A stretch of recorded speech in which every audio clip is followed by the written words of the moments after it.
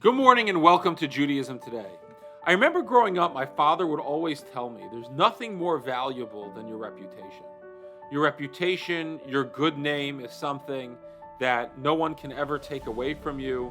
You live an upstanding moral life, you do the right thing, your reputation is there. And the worst thing, conversely, is when your reputation is sullied or ruined. In fact, today with the advent of the internet, there's reputation defenders that you can, someone can post anything online and they can sort of try and correct the record. There's a remarkable medrash in this week's Parsha that talks about Yaakov's good name. You see, Korach is the paradigmatic Baal Machlokas. He's the person that is forever associated with Machlokas, with challenging Moshe Rabbeinu's leadership, creating strife, sowing seeds of clash within the Jewish people. And in fact, the Torah frames the prohibition against creating machlokas in the future. Don't be like Korach, lo yaseh Korach v'chada. So don't replicate Korach's terrible behavior. And there's the Torah at the beginning of the Parsha identifies for us who exactly was this Korach. What's his yichus? What was his standing? Where did he come from? And the Torah says, Vaikach Korach, Ben Yitzhar, the son of Yitzhar, Ben Kahas, the son of Kahas, Ben Levi, Ben the son of Levi, who is the tribe of Levi, who we're familiar with, the 12 tribes. And it stops there. It doesn't go back to Yaakov Avinu. It doesn't say Ben Korach, Ben Yitzhar, Ben Kahas, Ben Levi, Ben Yaakov.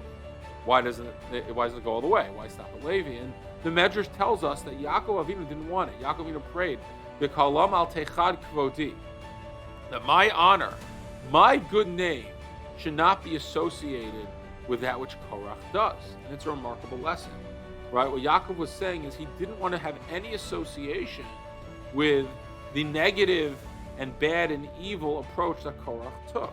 Well, this was something that was important to Yaakov, not to lend his good name to this endeavor. He shouldn't even be, Korach's lineage shouldn't even be attributed at all to Yaakov.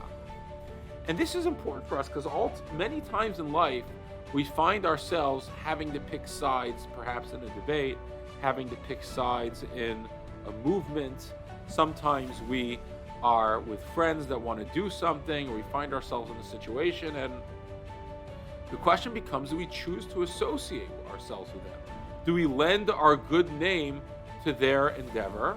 Do we lend our good name to their activity? Do we associate ourselves with them?